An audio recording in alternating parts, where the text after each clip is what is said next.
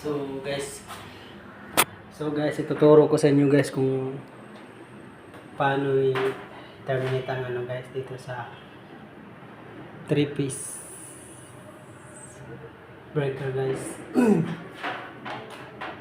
So ito ang gagamitin ko guys. Ito guys, saan to? Yeah, ito guys, ito.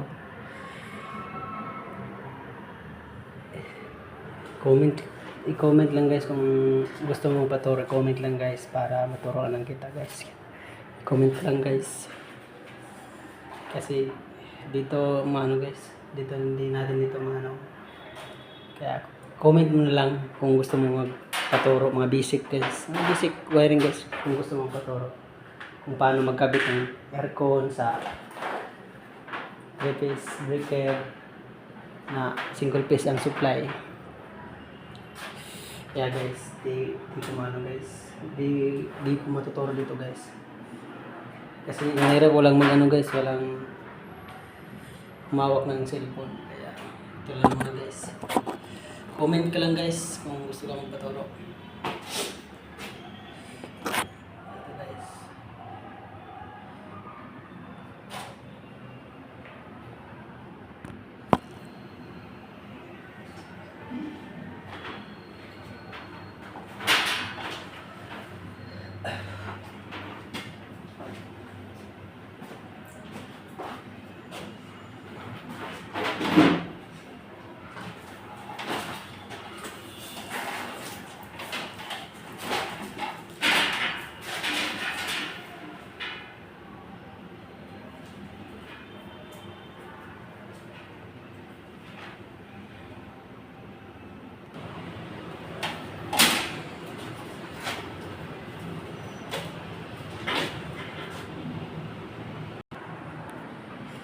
Ito guys.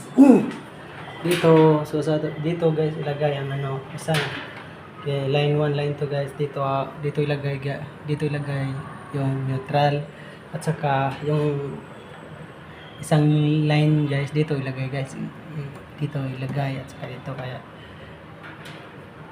kung pagtitestiran mo to guys 110 to 20 tong kalabasan guys. Kaya dito ilagay ang isa at saka dito.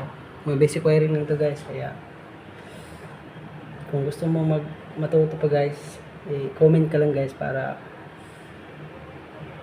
maturuan kita guys sa mga basic o sa mga sa interested lang guys. Kaya ito muna guys.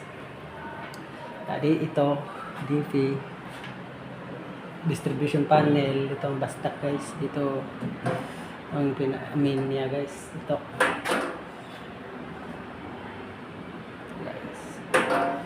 interesado guys, pwede naman guys sa bahay-bahay lang. Sa interesado guys, comment lang para maturuan ko guys kung mabigyan ko kayo ng diagram. Pwede guys, bibigyan ko kayo ng diagram. Sa mga ano lang to guys, sa hindi pa marunong, sa gustong gustong matuto lang guys. Tuturo ko. Comment ka lang guys kung gusto kang matuto. Bibigyan kita ng diagram at saka i-explain ko sa iyo to guys kung paano mag-wiring ng 3-piece breaker.